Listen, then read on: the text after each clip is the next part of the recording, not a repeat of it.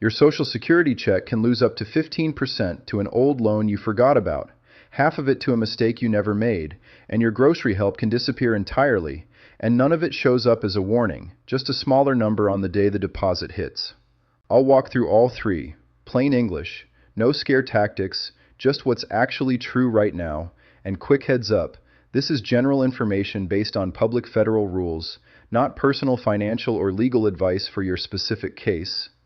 Because once you see how these three connect, you'll understand why so many retirees are getting blindsided by their own paperwork. Here's the thing nobody explains well. These aren't three random problems. They're three separate federal systems, run by three separate agencies, and every one of them was built to act automatically. Nobody at the Social Security Administration is required to call you before your check shrinks. Nobody at the Department of Education has to explain what a hardship exemption is. Nobody at your state's food assistance office is going to chase you down to tell you that you might already qualify to be excused from a new requirement. The systems move. You're expected to keep up. Most people don't find out until the number in their bank account is already wrong. I want to introduce you to three people first, because numbers on a screen don't hit the same way a name does. Dolores is 66 and lives outside Tucson. She spent 31 years as a school cafeteria worker. Back in 2009, she co-signed a loan so her nephew could finish nursing school. He graduated, moved states, and the loan quietly slid into default years later, while Dolores never heard a word about it. Walter is 70 and lives in a small town in western Pennsylvania, retired from a rail yard. 2 years ago, Social Security sent him a letter saying he'd been overpaid, money the agency itself admitted was their own calculation error, and told him they'd be taking half his check back, starting in 90 days. And then there's Faye, 62, in rural Kentucky, who left her job 4 years ago to care for her mother full-time. She's relied on food assistance to stretch her budget, and this year, for the first time in her life, a letter arrived saying she now has to prove she's working a set number of hours a month or she'll lose it. 3 different people, 3 different states, 3 different agencies. But the same story underneath all of it. The rules changed, nobody told them clearly, and the burden of finding out fell entirely on them. So where does this actually come from? Let's ground this in the real sources, because I don't want you taking my word for anything. I want you checking it yourself. The student loan piece runs through something called the Treasury Offset Program, authorized under the Debt Collection Improvement Act and administered jointly by the Department of Education and the Department of the Treasury. The overpayment piece comes straight from the Social Security Administration's own internal recovery policy, which the agency has the legal authority to set and has changed twice in the last 2 years. And the food assistance piece comes from the One Big Beautiful Bill Act, signed into law in July 2025, which rewrote work requirement rules for the Supplemental Nutrition Assistance Program, commonly known as SNAP. 3 different laws, 3 different agencies, one shared theme. You are the one who has to know the rule before it applies to you, because none of these systems are built to explain themselves in advance.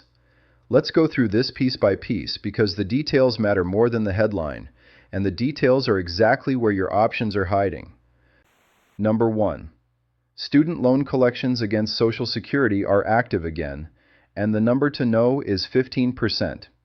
If you have a federal student loan that's in default, meaning no payment for roughly 9 months or more, the Treasury Offset Program can take up to 15% of your monthly Social Security benefit and apply it toward that debt. There is a floor.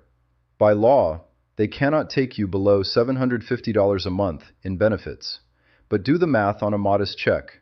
If your benefit is $1,400, 15% is $210 gone every single month, month after month, with no end date until the loan balance clears.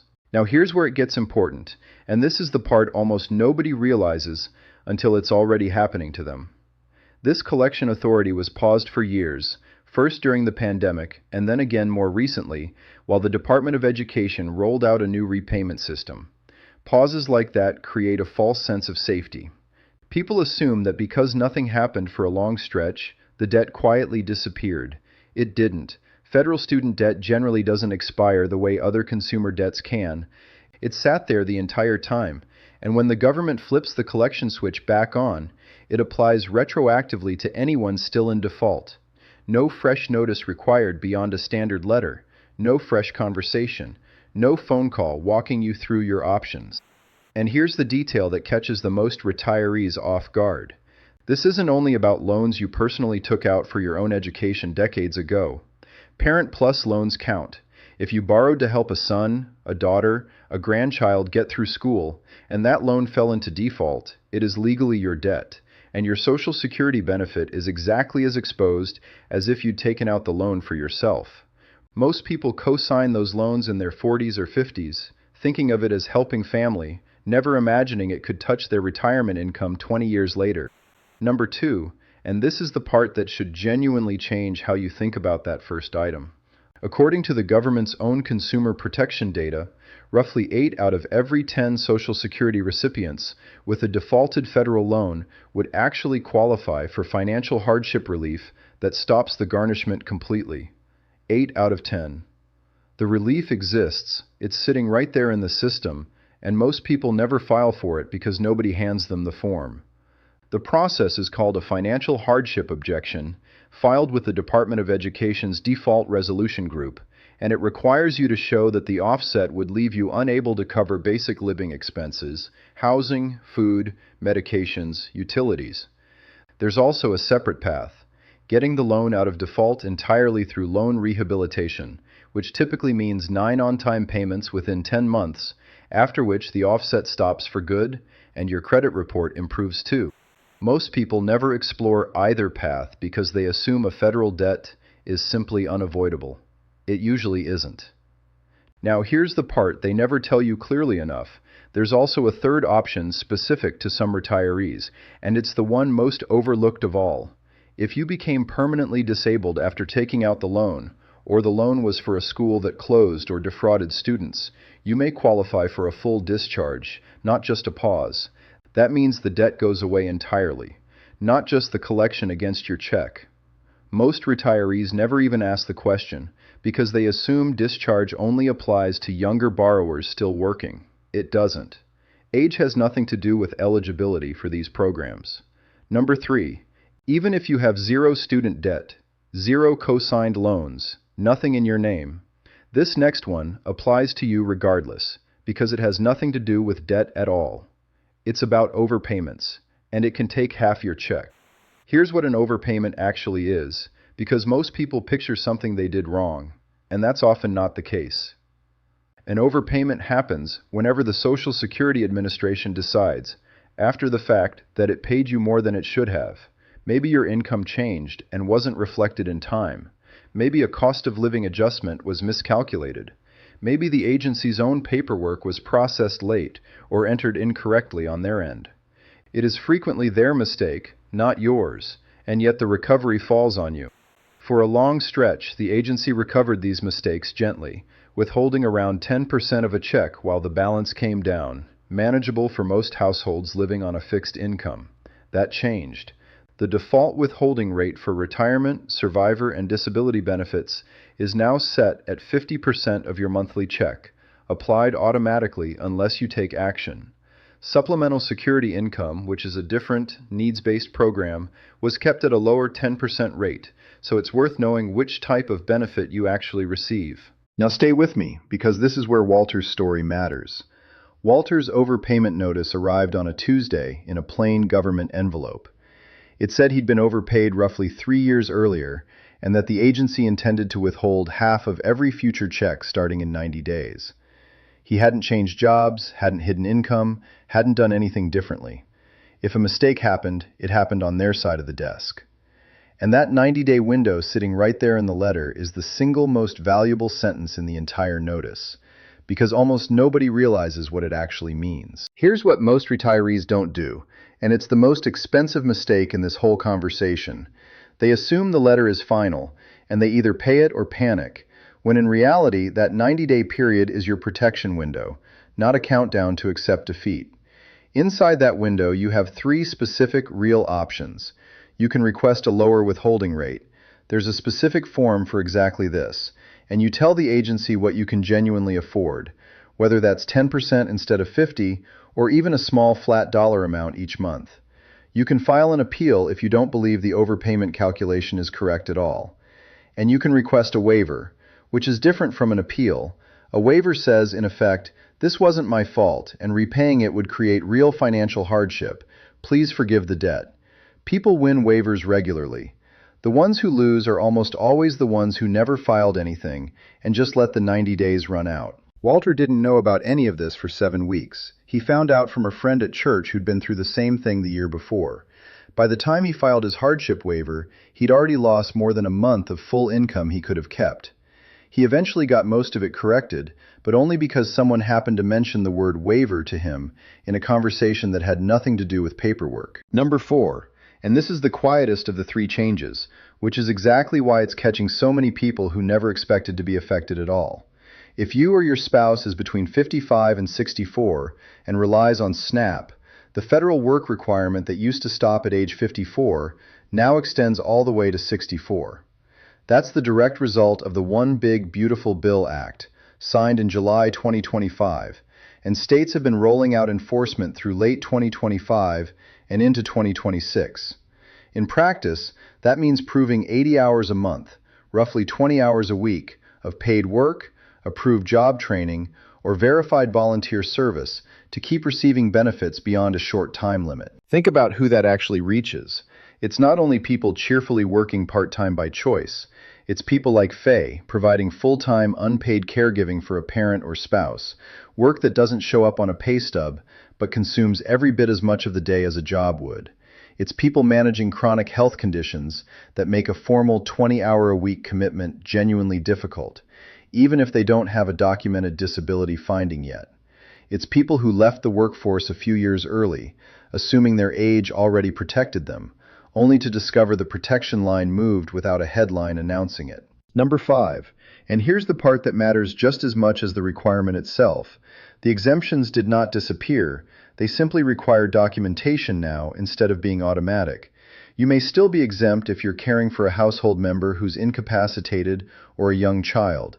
You may still be exempt if you receive Social Security Disability Benefits, or SSI. You may still be exempt for a documented medical condition that limits your ability to work, even short of a formal disability determination. And once you actually reach 65, full exemption from this requirement returns automatically. The single biggest risk here isn't that people fail to qualify. Most who lose benefits actually did qualify for an exemption the whole time.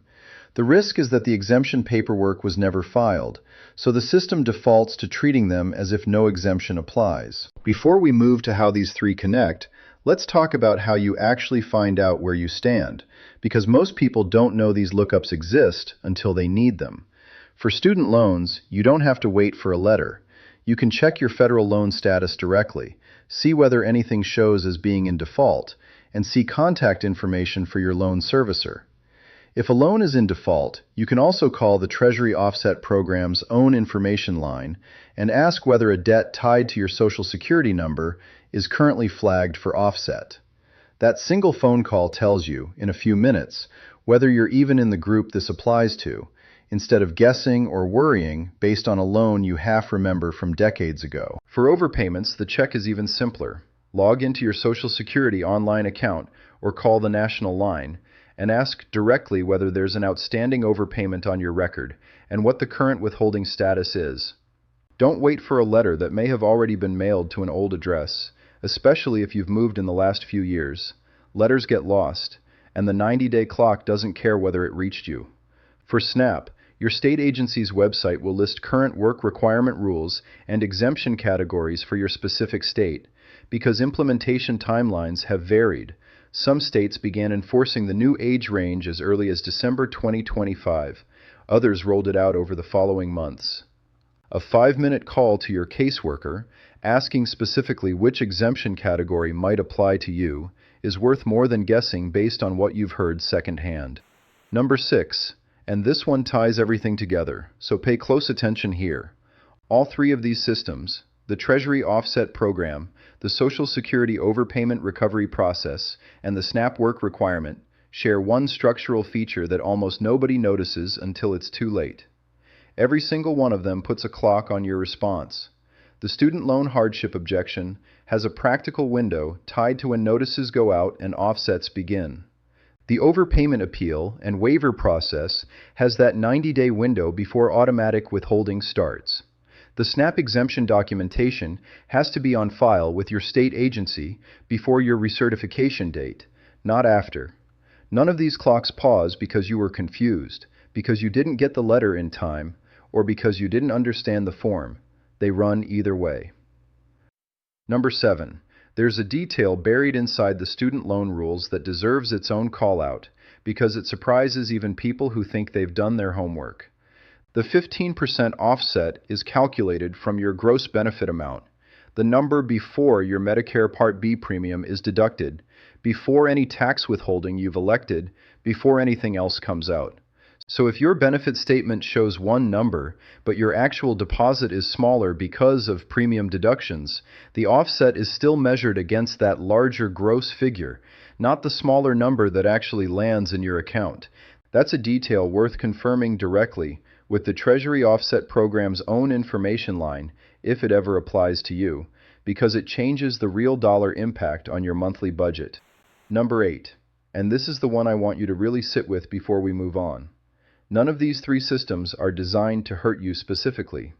They're designed to run at scale, processing millions of accounts with rules that don't bend for individual circumstances, unless you're the one who raises your hand and says, "Here's my circumstance, here's my documentation, here's the form." The 8 out of 10 who qualify for student loan hardship relief and never file. The retirees who let a 90-day overpayment window expire in silence. The caregivers who genuinely qualify for a SNAP exemption, but never submitted the paperwork proving it. In every single case, the difference between losing money and keeping it wasn't whether they were eligible. They already were. The difference was simply whether they knew a form existed and filed it before the deadline quietly closed. So here's your one action step for this week, and I want it to be specific, not vague advice to check with someone. Go online this week, or call if that's easier for you, and do exactly one of these three things depending on your situation. If you have any federal student loan history, including a loan you co-signed for a family member, call the Department of Education's Default Resolution Group and ask directly, in these words, "Am I currently in default, and do I qualify for a financial hardship objection or loan rehabilitation?" Write the date and the name of whoever you speak with, and ask them to send you written confirmation of whatever they tell you. Verbal answers are easy to forget 3 weeks later when you're trying to remember exactly what was said. If you've ever received an overpayment notice from Social Security, find that letter today, check the date on it, and if you're within 90 days, request Form SSA 634 to lower your withholding rate, or ask about filing a waiver using Form SSA 632.